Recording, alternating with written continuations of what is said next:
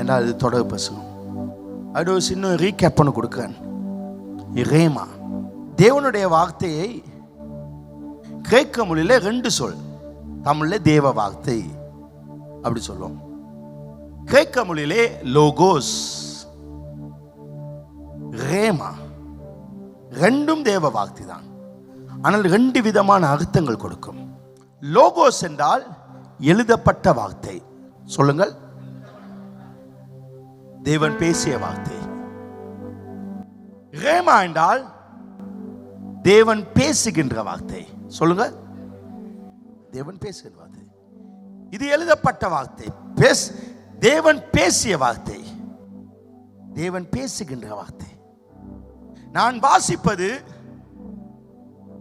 Logos, தேவன் பேசிய வார்த்தை. ஆனால் தேவன் பேசிய வார்த்தையை வாசிக்கும் பொழுது திடீரென ஒரு கலக்கம்.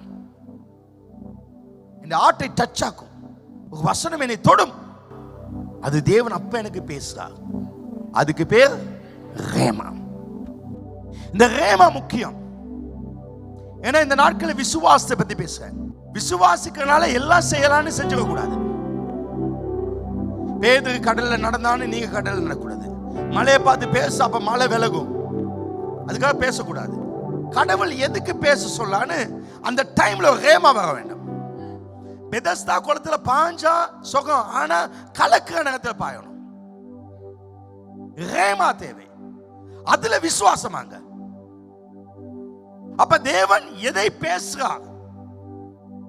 தேவன் பேசுற வார்த்தையை பெற வேண்டும். ரேமாவை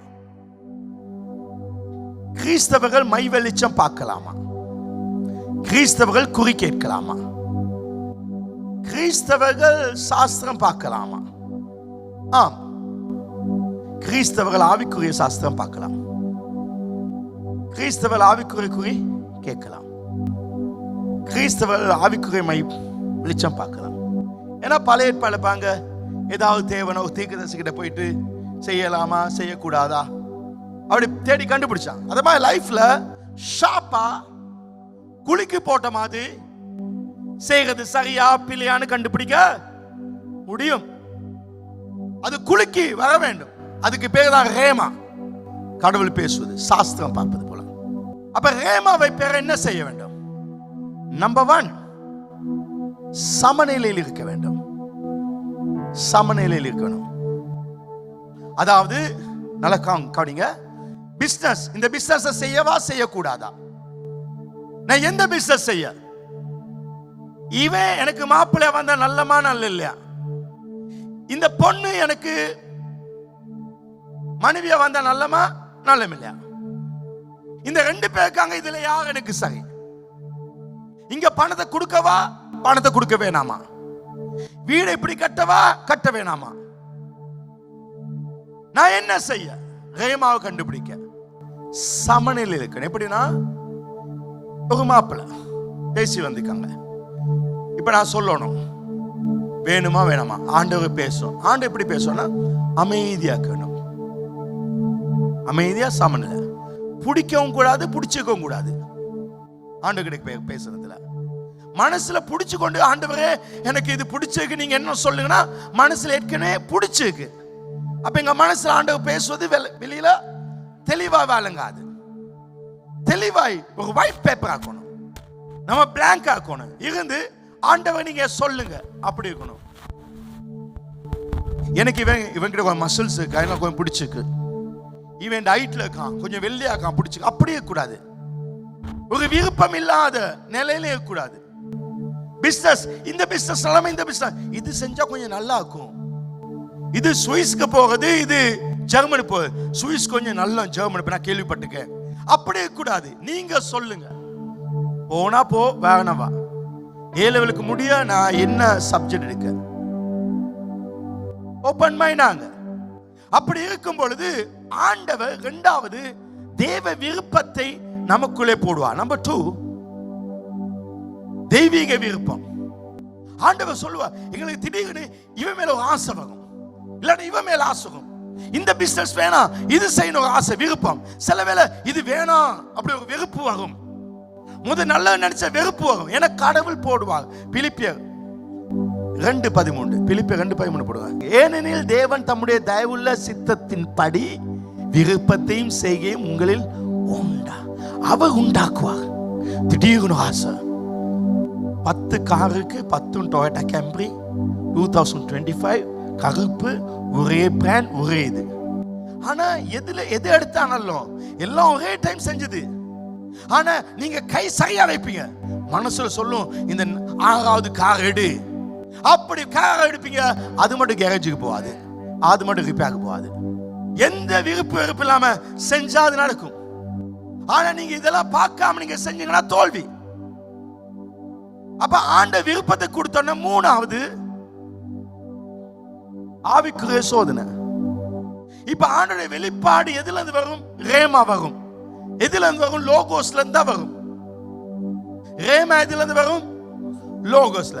அப்ப வந்த ரேமா லோகோஸ்ல இருந்து வந்துச்சான்னு பைபிள் இருக்கா? பைபிளுக்கு சரியான பார்க்கணும். செல்லத்துல இந்த பிசினஸ் செய், ஆனா அந்த பிசினஸ் எப்பயும் ஞாயிற்றுக்கிழமை சர்ச்சுக்கே போக முடியாது. அப்ப சரியா இல்ல. பைபிளுக்கு எது? திடீர்னு வாழ்க்கை வெளிப்பாடு மாதிரி வந்து தப்பான ஒரு பிசினஸ், தப்பான ஒரு பைபிளுக்கு எது? அப்ப அது இல்ல. அப்ப அது அப்ப சோதனை. 4வது காலமும் தேவனுடைய செயலும். ஆண்டவர் சரி சொல்லிட்டாங்க பைபிள் படி, ஓகே. அதுக்காக உடனே போக கூடாது. டைமுக்கு ஆண்டவரே எப்ப காணாவு கல்யாணத்துல ரசமாக்குறது தான் தண்ணி, ஆனா அது டைமுக்கு. திடீர்னு ஒரு டைம் வரும், அந்த டைம்ல பாயணும். மனசுல இப்ப செய். நானும் சில விஷயங்களுக்கு வெயிட் பண்ணுவேன். இப்ப செய் சொன்ன செய்யுங்க, அது உங்க வாழ்க்கையில மிகப்பெரிய வெற்றி கொடுக்கும். கைகளை தட்டி தேவனை மகிமைப்படுத்துவோம். உற்சாகமாய் தட்டுங்க. ஹல்லேலூயா, ஆமென். இதுதான் பழைய செய்தி. இப்ப நம்ம புது செய்திக்கு போவோம். இது கொஞ்சம் தெரிஞ்சாதான் இதுல போகலாம். நம்ம கொஞ்சம் டீப்பா போவோம். ரொம்ப ஆழமா, ரொம்ப வித்தியாசமான ஒரு செய்தி. புதிதாக்கப்பட்ட சிந்தனை. எல்லாம் சொல்லுங்க. நாம் ஆண்டவராகிய இயேசு கிறிஸ்துவை ஏற்றுக்கொள்வோம். நமக்கு 3 பகுதி உண்டு: ஆவி, ஆத்துமா, சரீரம். இந்த சரீரத்தில் 5 புலன்கள், 5 பொறிகள், பஞ்சேந்திரிய சிக்கத்துல. இந்த ஆத்துமால மனம் உண்டு, நம்முடைய மனம். அந்த மனதுல புத்தி, சித்தம், உணர்வு. இந்த மனம் புத்தி இதுல தான் இருக்கு, சரீரத்துல. இந்த புத்தி எப்படியோ அப்படித்தான் பாடி வேலை செய்யும். புத்தி இதுல எங்கட ஆவி இருக்கு. இந்த ஆவி அங்க மனம், அதுலதான் புத்தி, சித்தம், சிந்தை எல்லாம் அங்க இருக்கு. இப்ப நான் பிறக்கும் பொழுது தாயின் கர்ப்பத்தில் இருந்து பிறக்கும் பொழுது தாய் சுபாவத்துல, தந்தை சுபாவத்துல பிறந்தேன். ஆனா என்றைக்கு நான் இயேசுவை ஏற்றுக்கொண்டோனோ அன்றைக்கு நான் ஞானஸ்நானம் பொழுது நான் அடக்கம் பண்ணப்பட்டேன். நான் என்றால் சரீரம் அல்ல, நான் என்றால் ஆத்துமா அல்ல, நான் என்றால் ஆவி. எனக்கு ஒரு ஆத்துமா உண்டு. நானும் ஆத்துமாவும் சேர்ந்து சரீரத்திலே வாசம் பண்ணுகிறோம். ஆனால் ஒரு நாள் இயேசுவை ஏற்றுக்கொண்ட உடனே என் சரீரம் செத்து போனது. எனக்கு ஆண்டவர் புதிய ஆவியை கொடுத்தார். இப்ப எனக்கிட்ட என்ன ஆவிக்கு? புது ஆவி. இது என் தாயினால் வந்ததல்ல, என் தகப்பனால் வந்ததல்ல, அது தேவனால் வந்தது. 1 கொரிந்தியர் 5:17 சொல்லுது, இப்படி இருக்க ஒருவன் கிறிஸ்துக்குள் இருந்தால் புது சிருஷ்டி. பழையெல்லாம் ஒளிந்து போயினா எல்லாம் புதுதான். இப்ப நான் புதுசு, நான் புதுசு. ஆனா என் ஆத்துமா பழசு, என் சரீரம் பழசு. எனக்கு வெட்டுக்காயத்தோடு நான் தண்ணிக்குள்ள போனேன், வெட்டுக்காயம் இருக்கு. என் புத்தி பழசு, அதே புத்தி தான் இருக்கும், அதே கேவல புத்திகள்லாம் இருக்கும். ஆனால் என் ஆவி புதுசு. நாங்கள் தாய் தகப்பனால் பிறந்தோம். தாய் தகப்பனால் பிறந்த நாம் செத்து போனோம். இப்ப நாம் தேவனால் பிறந்தோம். பைபிள்ல சொல்லிக்கு யோவான் 1ஆம் அதிகாரத்திலே நாம் தேவனால் பிறந்தவர்கள். பூனைக்கு என்ன பிறக்கும்? பூனை. நாய்க்கு என்ன பிறக்கும்? கழுதைக்கு என்ன பிறக்கும்? மனுஷனுக்கு என்ன பிறக்கும்? தேவனுக்கு என்ன பிறக்கும்? நான் யாருக்கு பிறந்தவன்? அப்ப நான் யார்? தேவன். நான் தேவன். நீங்க யார்? நித்திய ஜீவன் யார்கிட்ட இருக்கு? தேவன் கிட்ட. அதே நித்திய ஜீவன் எனக்கிட்ட இருக்கு, என் ஆத்துமா. அப்ப இப்ப நான் தேவனை உடையவனாய் இருக்கிறேன். இப்ப தேவனுடைய நான், இங்கு மனித சிந்தனைகள் உண்டு. இப்ப தெய்வீக சிந்தனை என்கிட்ட இல்ல. ஆனால் நான் என்னுடைய சிந்தனைகளை மாற்ற வேண்டும். தேவ சிந்தனைகளை பற்றி கொள்வதற்கான வகையில என் மனசை இப்ப மாற்ற வேணும். இப்ப நான் என் மனச கடவுளை மாதிரி மாற்ற வேண்டும். நம்முடைய சிந்தனைகள் மூலம் தான் தேவன் இலகுவாய் அசைவாடுவார். தேவ பிரசன்னத்தை எப்படி உணரலாம்? தேவன் என்றால் யார்? அவரை சிலர் கண்டிருக்காங்க, நான் இல்ல சொல்லல, அதை நான் விசுவாசிக்க ஏற்றுக்கொள்கிறேன்.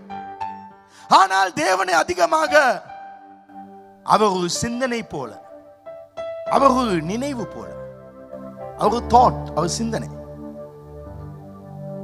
உங்களுக்கு சிந்தனை நினைவு இல்லாவிட்டால் தேவனால் முடியாது உங்களோடு பேச. உங்கள் சிந்தனை கூட மட்டும்தான் தேவன் பேசுவார். மனுஷனா இப்படிதான் இருந்துட்டனா கடவுளுக்கு பேச முடியாது. கடவுள் பேசுவது கேட்காது. தேவன் என்பது நினைவு. நான் இப்ப பேசுவேன் பாங்க. இந்த இடத்துல ஒருவர் இருக்கிறார். அவர் சாதாரணமானவர் அல்ல, அவர் மிக வல்லமையானவர். உங்களுக்கு தெரியுமா, இந்த இடத்துல ஒரு ஆள் இருக்கா, அவர் பயங்கரமானவர். அவர் நம்மை நேசிக்கா. அவரை போல சர்வ வல்லமை இல்லை. அவர் நம்ம வாழ்க்கையை நம்ம குழப்பி போட்டிருந்தாலும், நாம் விழுந்தா கூட அவர் நம்மை குனிந்து தூக்குறவர். நான் பேசுகிறத நீங்க அப்படி நினைக்கிறீங்க. நீங்க இப்ப அவரை சந்திக்கிறீங்க. உங்க நினைவால தான் சந்திக்கலாம். கடவுளை சந்திக்கல, உங்க நினைவு முக்கியம். இந்த மைண்ட் மாகாட்டி கடவுளை சந்திக்க முடியாது. அப்ப இந்த தேவனுடைய நினைவுகள் எனக்கு எப்படி வரும்? தேவ வார்த்தை, பரிசுத்த ஆவியானவர். இந்த வார்த்தையை பார்க்கணுத்துல கடவுளை போல நான் மாறுறேன். கடவுளை யாருக்கும் அளிக்க முடியுமா? கடவுளை யாருக்கு அளிக்க முடியுமா? திடீர்னு ஒருவர் சொல்றார், 4 பேர் வந்து இப்ப எனக்கு பிரச்சனைக்கா பாஸ்டர், என்ன நடக்குமோ தெரியாது, என்னை அழிப்பேன்னு சொல்லலாம் பாஸ்டர், என்னைய வாழ்க்கை முடிச்சு. அது மனித சிந்தனை. ஆனா ஏன் சிந்தனை பைபிளை பார்த்தனால மாறிட்டு. என் வலது பக்கம் 1000 பேர், இடது பக்கம் 10,000 பேர் என்ன சுத்தி வந்து அழிப்பேன்னு இருந்தா கூட நான் அழிய மாட்டேன். நான் வெளியே வருவேன். என்ன அழிக்கொத்தால முடியாது. எனக்கு விரோதமாய் உருவாக்கப்படுற எந்த ஆயுதமும் வாய்க்காது. இப்ப நான் யார மாதிரி மாறிட்டேன்? தேவன மாதிரி. என் மனசு அப்படி இருக்குன்னு காடுக்கு ஈஸியா என்னோட வேலை செய்ய முடியும். காடுக்கு ஈஸியா வேலை செய்ய முடியும். காடுக்கு சவுலோட வேலை செய்ய முடியல. அவன் ராட்சதனை பார்த்து கோலியாத்தை பார்த்து பயந்தான். ஆனா தாவீது இவன் ஏமாத்துறான். 10 வேவக்கா சொன்னா நாட்டை பிடிக்கலாம். 2 பேசாம சிம்பிளா பிடிக்கலாம். கடவுளுக்கு வேலை செய்ய லேசாச்சு. உங்க மைண்ட் காட் மாதிரி இருக்கணும். உங்க மைண்ட் காட் மாதிரி இருக்கணும். அவரது நினைவுகள் உங்கள் நினைவுகளை தொடும். ஏன் தாட்ஸ் அப்படி இருக்கனால அவங்க என்னை தொடுறாங்க. அந்த நினைவு தேவ நினைவு என் நினைவாக இருந்தால், அவருடைய நினைவு ஏன் நினைவாக இருந்தால், அந்த இடம் தான் நானும் காடும் சந்திக்கிற இடம். கிட்னி செத்து கொண்டு போகுது. டாக்டர் அப்படி எடுத்து படம் காட்டுறான், லைட் அடிச்சு டியூப் பல்பை காட்டுறான். நாங்க ஐயோ கிட்னி போயிட்டு வாகனுக்கெல்லாம் சொல்லுவோம் அவ்வளவுதான. ஆனா பைபிளை பார்க்கணும் என் மனசு புத்திசாயிட்டு. ரோமர் 8ஆம் அதிகாரத்தின்படி சாவுக்கு ஏதுவான சகத்தை தேவன் ஆவியானவர் அவர் உயிரடைய செய்வார். ஆண்டவர் அந்த கிட்னியை உயிரடைய செய்வார். God touch பண்ணுவார். ஏன்னா அந்த மனசு உள்ள இருந்த எலும்புகளை உயிரடைய செய்தவர் அவர் உயிரடைய செய்வார். நான் இருக்கிறது கடவுளை மாதிரி. என் மனசையும் கடவுளை மனசையும் ஒன்னா போடுங்க, ரெண்டும் பேலன்ஸ் ஆகும். அதுதான் விசுவாசம். விசுவாசம் ரெண்டு விதமானது. ஒன்று ஆவின் கனிலுக்கு விசுவாசம், நான் தேவனை நம்புகிறேன், தேவனை விசுவாசிக்கிறேன், அது வேற விசுவாசம், அது பேபி விசுவாசம். ஆனால் ஒன்றுக்கு வந்து 12 விசுவாசம் 9 வரத்துல, அது தேவனுடைய விசுவாசம். அந்த விசுவாசம் வேண்டும். அப்ப இங்க மனசு மாற வேண்டும். சொல்லுங்க, மனசு மாற வேண்டும், மனசு மாற வேண்டும். ரோமர் 12:2, நீங்கள் இந்த பிரபஞ்சத்துக்கு ஒத்த வேஷம் தரைக்கூடா. இந்த நாட்டில் ஆக்கள் பேசுற மாதிரி, அவன் பேசுற மாதிரி நீ பேசக்கூடாது. அன்னுற கவர்மெண்ட்ல நமக்கு முன்னுக்கு வர முடியாது, அப்படி பேசக்கூடாது. எந்த கவர்மெண்டாக இருந்தாலும் கத்த நமக்கு வீடுகளை கொடுக்க, வேலை செய்யாம உட்கார்ந்து சாப்பிட சம்பளம் தர இஸ்ரேல் ஜனங்க வேலை செஞ்சாங்களா? இல்ல. நம்ம ஆண்டவர் வல்லமை உள்ளவன், அந்த மாதிரி பேசக்கூடாது. நீங்க இந்த பிரபஞ்சத்துக்கு ஒத்த வேஷம், அவன் பேசுற மாதிரி இவன் பேசுற மாதிரி பேச கூடாது. தேவனின் நன்மை பிரியம் பரிபூர்ண சித்தம் என்று பகுத்தறியத்தக்க உங்கள் மனம் புதிதாக வேண்டும். மறுரூபமாக புதிதாகணும். அழகா படைச்ச உலகத்தை சாத்தான் வந்து குழப்பிட்டான். 2ஆம் அதிகாரம் 1ஆம் அதிகாரம் 2ஆம் வசனம் குழப்பிட்டான். ஐயோ குழப்பிட்டானே, நான் உட்கார்ந்தாங்க இனி முடிஞ்சுன்னு இல்ல. ஆண்டவர் வந்து புதுசா செஞ்சாங்க, அதை விட புதுசா செஞ்சாங்க. ஒருவேளை நாம பிளான் பண்ண எங்க லைஃப இடியாப்பத்தை பணிஞ்சு போட்ட மாதிரி எங்க லைஃப் பணிஞ்சு போகணும்னு ஐயோ ஏமாற்றம் வந்து ஐயோ இனி முடிஞ்சு அப்படி இருக்குதா? இல்ல, நீ பணிஞ்சு போடலாம், ஆனா இதை விட நான் அழகாய் மாற்றுவேன். நம்ம மனசு புதிதாக வேணும். ஒன்னை இழந்தால் கர்த்தர் நமக்கு 100 தர வல்லவராய் இருக்கிறார். மனசு மனசு மாற வேண்டும். உட்காங்க உட்காங்க. உங்க மனசு புதிதாக விட்டால் பழைய சிந்தனோடு வாழ்வீங்க. பழைய மாதிரி பேச்சு, பழைய தவறான வாழ்க்கை,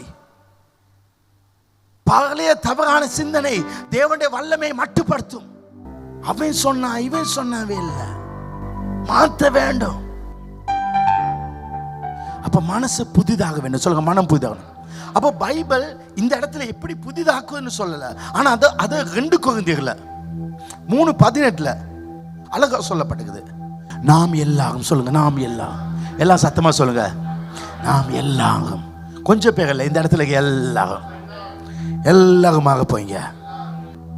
நாம் எல்லாரும் திறந்த முகமாய் கர்த்தருடைய மகிமை கண்ணாடியிலே காண்கிறது போல கண்டு, இதான் கண்ணாடி, இதை பார்க்க பார்க்க, சொல்லுங்க, இதை பார்க்க பார்க்க ஆவியாக கர்த்தரால் அந்த சாயலாக அவரை போல, சொல்லுங்க, அவரை போல. இதை பார்க்க பார்க்க நீங்க அவரை போல மாறுவீங்க. இதை பார்க்க பார்க்க அவரை போல மாறுவீங்க. ஃபேஸ்புக்கை பார்க்க பார்க்க அவனை போல மாறுவீங்க. பைபிளை பார்க்க பார்க்க அவரை மாதிரி வாழுங்க. இன்ஸ்டாகிராமை பார்க்க பார்க்க அவ மேல லவ் வரும். இதை பார்க்க பார்க்க அவர் மேல லவ் வரும். அவ்வளவுதான். இது மேல ஒரு லவ் வச்சுங்க. இதை பார்க்க பார்க்க அந்த சாயலாகத்தான் மகிமையின் மேல் மகிமை அடைந்து மகுமன மாற்றம், இப்படி சொல்லு, மெட்டமஃபோ, மாறுவீங்க. ஒரு மாற்றம், சாதாரண மாற்றம் இல்ல, மகிமை. உங்க பேச்சு வித்தியாசமாக்கும், உங்க பார்வை வித்தியாசமாக்கும், உங்க பார்வை வித்தியாசமாக்கும். நீங்க இதை பார்க்க பார்க்க கேட்க கேட்க விசுவாசம் வரும். விசுவாசம் வார்த்தை கேட்க கேட்க வரும். ஆமென். இன்னைக்கு மாற்றம் வரப்போகுது. நீங்க எல்லாம் மாற போறீங்க. நீங்க பேசுறது மாற போகுது, நீங்க உடுக்கிறது மாற போகுது, நிக்கிறது மாற போகுது. ஹல்லேலூயா. உங்க ஸ்டைலே மாற போகுது. ஹல்லேலூயா. சத்தமா நான் சொல்லுங்களேன். முதலாவது என்ன நடக்குன்னா, சிந்தனையில் மாற்றம். இன்னைக்கு கர்த்தர் அதை செய்வார். அற்புதம் நடக்குன்னா சிந்தனையில் மாற்றம். சத்தமா சொல்லுங்க. சிந்தனை மட்டும். உங்க சிந்தனை பைபிளை பார்த்தோன்ன இனிமேல பிற்போக்காய் அல்ல, முற்போக்காய் இருக்க வேணும். எது எடுத்தாலும் முன்னுக்கு தான் யோசிக்கணும். எவனாவது கதை சொன்னானா பின்னுக்கு யோசிக்காதீங்க, முன்னுக்கு யோசிங்க. இவங்க அப்படி பண்ணினா என்ன நடக்கும், ஐயோ அப்ப இப்படி நடந்துக்குமே. இல்ல இல்ல, அவன் என்ன பண்ண என்ன ஆணியே பிடுங்க முடியாது. நாம முன்னுக்கு தான் போவோம். விழுந்தா கூட பின்னுக்குள்ளாதீங்க, விழுந்தா கூட முன்னுக்குள்ளுங்க. எதை எடுத்தாலும் நல்லதை நினைங்க. கடவுள் எப்பயாவது பின்னுக்கு யோசிப்பா, ஐயோ இப்ப கோலியாத் வந்துட்டான், ஐயோ இஸ்ரேல் ஜனங்கள் எதுக்காக காணானது, ஐயோ இப்ப செங்கடல் வந்துட்டு, செங்கடல் வந்தா பிரிச்சுக்குவோம். அதுதான் யோசனை. டாக்டர் சில நேரம் உண்ட வேல் பிளாக் அது பிளாக் எல்லாம் காட்டுவான். பிரச்சனை ரொம்ப சீரியஸ் ஆகும், முன்னுக்கு யோசி. பைபிளை பாங்க, பேதுரு சீசங்க படகுல போவாங்க, தண்டு வலிக்க ரொம்ப கஷ்டம், நடு ஜாமம், புயல் காற்று அடிக்குது, கடல் கொந்தளிக்குது, பயங்கர இருட்டு. அந்த நடு கடல்ல இருக்க நேரத்துல திடீர்னு இயேசு கடல்ல வெள்ளை கலை கொடுத்து எல்லாம் பார்த்து என்ன வெள்ளை கொடுத்து பார்த்து பேய் வருதுன்னு பயந்துட்டாங்க. பயந்தோன்னு தெரிஞ்சிட்டு இயேசுன்னு, ஐயோ இயேசுவா அப்பா அப்படி படகுக்கு வாங்கன்னு சொல்லாம அதுல ஒத்த முன்னுக்கு யோசித்தான். மற்றவெல்லாம் சும்மா இருந்தா ஒத்த யோசித்தான், ஆண்டவரே அது நீர்னா நானும் வரட்டா. அந்த புயல்ல, அந்த புயல் காட்டுல, அந்த இருட்டுல லைஃப்ல ரிஸ்க் எடுக்க அவன் தீர்மானம் எடுத்தான். அதுதான் முக்கியம். ஆண்டவர் அது நீ கண்டால் நானும் வரட்டா. எப்பயும் லைஃப்ல முன்னுக்கு போனேன், பைபிளை படிச்சதா அதுதான் நடக்கும். உடனே இயேசு வான்னு சொன்னார், உடனே அவன் போவல்ல. அந்த வார்த்தை அவன் மனசை புதுசாக்கிச்சு. அந்த வார்த்தை அவனை மனதை புதுதாக்கிச்சு. அவன் முற்போக்கானிச்சான். அவன் வர சொல்லிட்டாங்க, இனி போலாம். அவன் கடல்ல நடந்தான், அற்புதங்கள் நடந்துச்சு, அற்புதம் நடந்துச்சு. அவன் கடலுமாய் நினைச்சான். இப்ப அவர் நடக்க சொல்லிட்டாங்க, இப்ப எனக்கும் நடக்கலாம். ஆனா நடந்து கொண்டு புயலை பார்த்தான், காற்றை பார்த்தான், பயம் வந்துச்சு. அடே இதெல்லாம் நடக்கிற விஷயம் இல்லை, நாங்களும் மனுஷன் தானே சொல்லி அவனை மனுஷனா பார்த்தான். அவனை கடவுளாய் பார்க்கவில்லை, அந்த சாயலாக அவன் பார்க்கவில்லை. ஒன்ன நீ பார்க்கணும், கடவுளை சாயலாக. தேவ சிந்தனை இருக்கவில்லை, தேவ சாயலாக இருக்கவில்லை. எனவே மகிமை இழந்து மூழ்கினான். 2 கொரிந்தியர் 3:8 சொல்லுது, நாம் எல்லாரும் திறந்த முகமாய் கர்த்தருடைய மகிமை கண்ணாலே காண்கிறது போல கண்டு ஆவியை கர்த்தராலே அந்த சாயலாக. நீ அந்த சாயலாக இருந்தால் மகிமை காண்பாய். நீ அவராக்கணும்.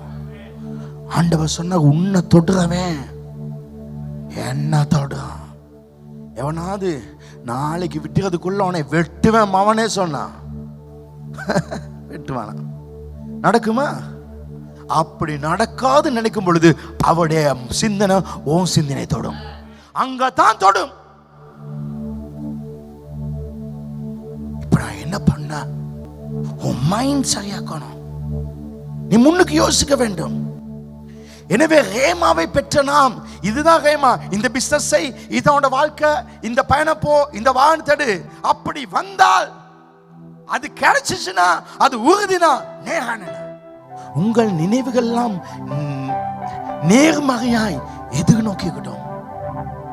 இப்ப இவங்க சொல்லிட்டாங்க, அவங்க சொல்லிட்டாங்க, இப்ப மாத்த முடியாது. விளங்குச்சா?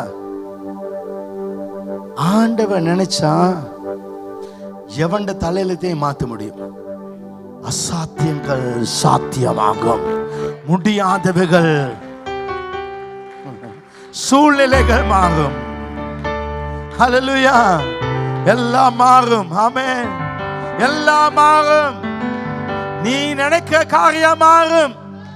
ஆனா இதுதான் இப்படி நீ நினைச்சா ஆண்டவர் டச் பண்ண முடியாது. தேவ வார்த்தைய புரட்சிகரமாய் ஏற்றுக்கொண்டு,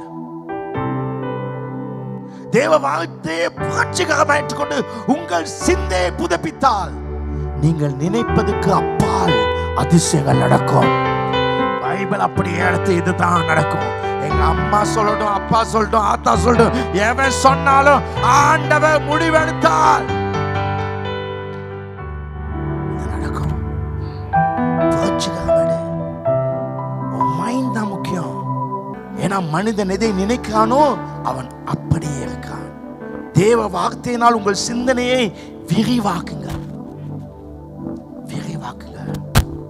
ஒரு வாசல் அடைந்தால் முடிஞ்சு நினைக்காத. கர்த்தர் இன்னொரு புதிய வாசல் அவர் திறப்பார்.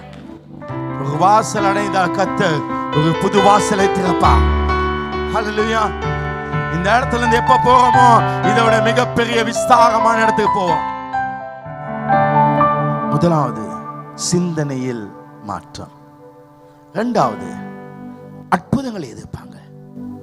சொல்லுங்க, அற்புதம்.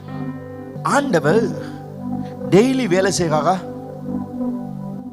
வாழ்க்கைக்காக? மாசம் மாசம் வேலை செய்கிறாரா? அவருக்கு ஏதாவது தேவன் என்ன செஞ்சாரு? அற்புதம் செஞ்சார். வனாந்தத்தில் 5000 பேர் புருஷர்கள் மட்டும் 5000னா மொத்தம் 20000 பேர் இருப்பாங்க. 3 நாள் ஆயிட்டு ஏசு சொல்லாரு, பிலிப்பு இங்க வா, சாப்பிடு, நீங்களே கொடுங்க. பிலிப் போய் பேசினா, மீட்டிங்கை வச்சு என்ன பண்ண? ஒருத்தர் சொல்லலாம் இது வனாந்திர இடம், இங்க போய் இங்க சாப்பாடு. இன்னொருத்தர் சொல்லலாம் நேரம் ஆயிட்டு, ரொம்ப லேட் ஆகிட்டு, இந்த ராத்திரி இங்க சாப்பாடு. மூணாவது சொல்லலாம் பணம் இவ்வளவுக்கு எங்க. நாலாவது சொல்லலாம் இவ்வளவு பேருக்கு சாப்பாடு எங்க எடுக்க, அதாவது ரொட்டி எங்க எடுக்க. இவ்வளவு 20000 ரொட்டி, ஒருத்தனுக்கு 4 ரொட்டி படி கொடுத்தாலே 80,000. அவன் அப்படி கால்குலேஷன் போட்டான். இது நடக்கிற விஷயம் இல்லை.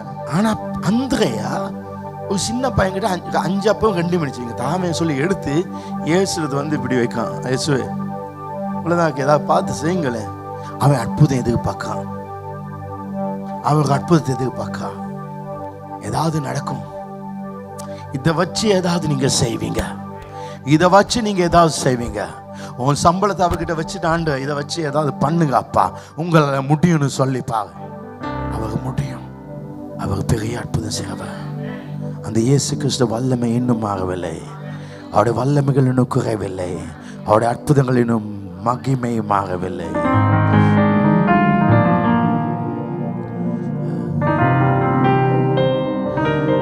உந்தன் வல்லமைகள் குறைந்து போகவில்லை. உந்தன் உயிர்த்தெழுதல் மகிமை மாறவில்லை. எத்தனை பேர் சொல்லுங்க? துன்பங்கள், தொல்லைகள், வியாதிகள், வறுமைகள் வந்தாலும் என் இயேசு, துன்பங்கள், தொல்லைகள், வியாதிகள், வறுமைகள் வந்தாலும் என் இயேசு குணமாக்குவார். விசுவாசம் நமக்குள் இருந்தால் போதும். தேவ மகிமையை கண்டிடு. எல்லாம் சத்தமாக. விசுவாசம் நமக்குள் இருந்தால் போதும். தேவ மகிமையை 1 2 3 4. உந்தன் வல்லமைகள் குறைந்து போகவில்லை. உந்தன் உயிர்த்தெழுதல் மகிமை மாறவில்லை. உந்தன் வல்லமைகள் குறைந்து போகவில்லை. உந்தன் உயிர்த்தெழுதல் மகிமை மாறவில்லை. உந்தன் வல்லமை குறைந்து போகவில்லை. உந்தன் உயிர்த்தெழுதல் மகிமை மாறவில்லை. உந்தன் வல்லமைகள்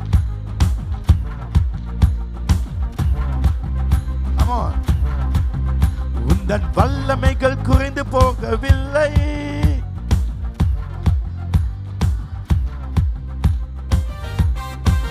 துன்பங்கள், தொல்லைகள், வியாதிகள், வறுமைகள் வந்தாலும் என் இயேசு குணமாக்குவார்.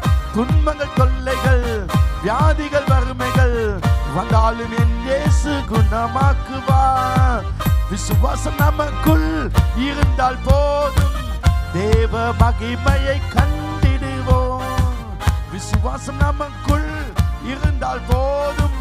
தேவ மகிமையை கண்டிடுவோம். உந்தன் வல்லமைகள் குறைந்து போகவில்லை. உந்தன் உயிர்த்தெழுதல் மகிமை இல்லை. உந்தன் வல்லமைகள் குறைந்து போகவில்லை. உந்தன் உயிர்த்தெழுதல் மகிமை மாறவில்லை. அவர் இன்றைக்கு அற்புதம் செய்வார். உட்கா அந்திரையா அந்த 5 அப்பத்தை வச்சான். ஆண்டவரே சொல்லி அற்புதம் நடந்துச்சு. அநேக நேரங்களே தேவனுடைய அற்புதம் உடனே நடக்காது, லேட்டாக நடக்கும். அதனால கடைசி வகை நம்பிக்கை இருக்கணும். பங்க பெரும்பாடு ஸ்திரீ 12 வருஷம் வியாதி வெத்தம் போது நான் வஸ்திரத்தை தொட்டு அற்புதம் நடக்கும். அந்த அற்புதம் எதிர்பார்த்து, ஆனா அவருக்கு போக நேரத்துல நிறைய ஜனம் தடை வந்துச்சு. ஆனா எல்லா அற்புதம் கிடைக்கும்.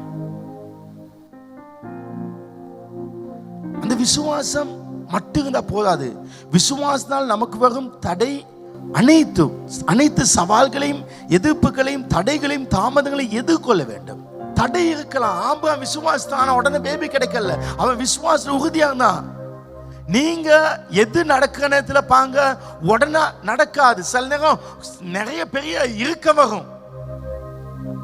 அதுதான் அற்புதம். ஆண்டவர் உன்னை தடுத்தா அவர் அதை விட பெஸ்ட தருவா. நான் எப்பயும் நினைப்பேன் அப்படிதான், ஒன்னு தடுத்தால் கத்து இதை விட ஒரு பெரிய ஒரு பெஸ்ட் அவர் தருவார். ஹல்லேலூயா. உங்க மனதை புதிதாக்கி அற்புதங்களை எதிர்பார்த்து கொண்டே தேவனோடு நடக்க பழகிவிட்டால் வாழ்க்கையில கடைசி நிமிடம் வரை உங்களால கடவுளோடு உறுதியாக்கலாம். மூணாவது, கடைசி பாயிண்ட், மூணாவது, முதலாவது உங்கள் சிந்தனைகளை மாற்றுங்கள். ரெண்டாவது, சிந்தனை டப்பாக்கணும். மனுஷன் மாதிரி யோசிக்கவே கூடாது. பைபிளை வச்சு நீங்க கடவுள் மாதிரி யோசிக்கணும். இஸ்ரவேலுக்கு விரோதமாக மந்திரமில்லை, யாக்கோபுக்கு குகிசுறதில்லை. ஆமே. நம்ம சூனியத்தில் உட்கார்ந்தா கூட சூனியம் பயப்படும். கடவுளுக்கு சூனியம் செய்ய முடியுமா? கடவுளை சூனியத்தில் அழிக்க முடியுமா? சிலாக்கள் ரோட்ல மந்திரம் செஞ்ச அந்த தொழிலாளி வச்சிருந்தா அடுத்த பக்கத்து போய்வாங்க. நீ அந்த பக்கத்தில் போ, நீ போகிற அந்த தொழில் உனைய பார்த்து பயப்படும். வாராண்டா இவன் வந்தோன்ன எனக்கிட்ட வந்தா எனக்கு நெருப்பு மாதிரி இருக்கணும், அது பயப்படும். ஆமென். நம்ம மனசு அவனுக்கு ரெண்டாவது அற்புதத்தை எதிர்ப்பாங்க. மிரக்கல். அற்புதமா உனக்கு வாகனம் கிடைக்கும், அற்புதமா வீடு கிடைக்கும், அற்புதமா தொழில் கிடைக்கும். ஆமென். மனசு மாறணும், மனசு நல்லா இருக்கணும். இந்த வேலை இருந்தால் புது வேலைக்கு போவேன், எனக்கு நல்லா நடக்கும். முற்போக்கான என்ன நீ நினைக்கிறது, ஐயோ இது இல்லாமல் அது இல்லாமல் போயுமா நீ நினைச்சா போய் அவ்வளோதான். இல்லை, எனக்கு நடக்கும், அந்த எண்ணம் இருக்க வேண்டும். மூணாவது, உங்கள் மனதை ஜெயத்துக்கு நேராய் செலுத்துங்கள். சிந்தனை மாறிட்டு ரைட், கர்த்தர் என்னோடுக்கா சகலம் செய்யலாம், எனக்கு அற்புதம் இருக்கும். நீங்கள் பெற்ற சிந்தனை நல்லா கவனிங்க. நீங்க பெற்ற சிந்தனை, நீங்க கிடைச்ச அந்த வார்த்தை கடவுளால் பெற்ற சிந்தனையா இருந்தால் ஜெயம் உங்களுக்கு தான். கடவுள் ஜெயத்தை லாக் பண்ணிட்டார். யுத்தத்தில் தேவன் ஒரு நாளும் தோத்ததில்லை. அவர் ஜெய கத்து, நாம ஜெயம்தான் கிடைக்கும். அந்த எண்ணம், கடவுளுக்கு ஒரு குறைவும் இல்லை, அதே மாதிரி எனக்கு ஒரு குறைவும் ஏற்பட போவது இல்லை. இப்படிப்பட்ட எண்ணம் முக்கியம். காரணம், அவரே நம் நிறைவு. நாம் அவரை தரித்திருக்கிறோம். நீங்கள் தேவனை போல் இருக்க வேண்டும். இருவர் ஒருமனப்படாவிட்டால் எப்படி இணைந்து ஒரு வேலை செய்ய முடியும்? ரெண்டு பேர மனசு ஒன்னா காட்டி எப்படி ஒரு வேலை செய்யலாம்? இப்போ நான் நாக்காளி செய்ய நினைக்கிறேன், இப்போ அவரோட சேர்ந்து அவங்க மேசை செய்ய பார்க்க செய்ய முடியுமா? அதே மாதிரி ஏன் மனசும் கடவுள் மனசு ஒன்று சேராட்டி அங்க நடக்காது. நீ அவருடைய மனசு மாதிரியாக வேண்டும். வாழ்க்கை அப்படித்தான்.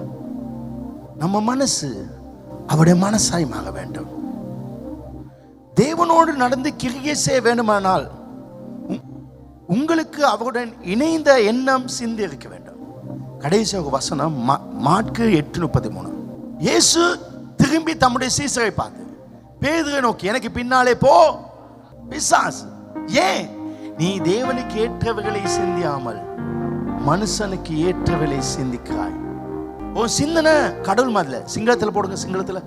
ரொம்ப மனுஷக்கே காரண மிஸ் திவ்யன் வாசிக்க காரண கல்பனா பட்டு தேவனுடைய காரியங்களை சிந்திப்பதில்லை. அவருடைய சிந்தனை ஓ சிந்தனை இல்லை.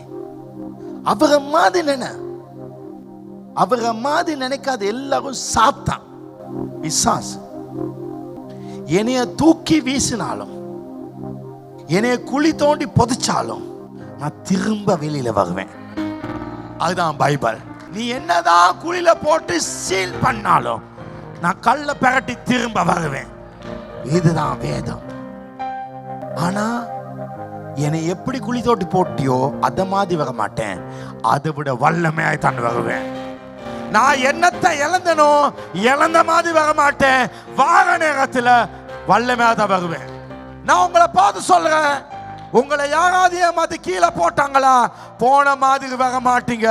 வெளியில வார நேரத்தில் யோசேப்பை ஜெயிலுக்குள்ள போட்ட மாதிரி அவன் வெளியே வரல. அவன் ராஜா கிட்ட போக மாதிரி அழகா உடுத்து வந்தான். அத மாதிரி கத்தவங்களை வெளியில கொண்டு வருவா. நம் சிந்தனை தேவ சிந்தனையாக்கணும். நடந்தா கடலுமாய் நடுங்க, உடுத்தா கடலுமாய் நடுங்க, பேசுனா கடலுமாய் பேசுங்க, நின்றா கூட கடலுமாய் நின்னுங்க. நாம் விசுவாசத்தினால் மட்டும்தான் பிழைக்கலாம். நீங்க பரிசுத்த வேதாகமத்தை வாசிச்சுங்க, நெஞ்சில கையை வச்சு சொல்லுங்க. ஏன் வாசித்தீங்கன்னா வாசிக்க வேண்டும் என்பதற்காக வாசித்தீங்க. ஆமாவா இல்லையா? காலைல பைபிள் வாசிக்கணும், பகல பைபிள் வாசிக்கணும். பைபிள் வாசிட்டி சரி வராது, அப்படி வாசிக்காத. ஒரு கதை புஸ்தகம், வரலாறு புஸ்தகம் போல வாசிக்காத. இன்னைக்கு இந்த பைபிள் எடுக்கிறது உங்க சிந்தனை புதிதாக்கப்பட வேண்டும் என்று வாசி. என் பைபிளை என்ன மாத்தணும். ஏன் கண்ணாடி கிட்ட போகும்? சும்மா பார்க்கணும்னு பார்க்கமா இல்லை, பார்த்து எங்களை சரிப்படுத்தும், எங்களை சரிப்படுத்தும், இருக்க வேண்டிய விதமாய் எங்களை மாற்றும். அப்படி மாற்றும் பொழுது உங்க சிந்தனைகள் தேவ வசனங்களால் நிரம்பட்டும். இதன் மூலம் தேவன் இலகுவாக உங்கள் வாழ்க்கையில் இடைப்பட்டு உங்கள் மூலம் பெரிய பெரிய காரியங்களை அவர் செய்வார்.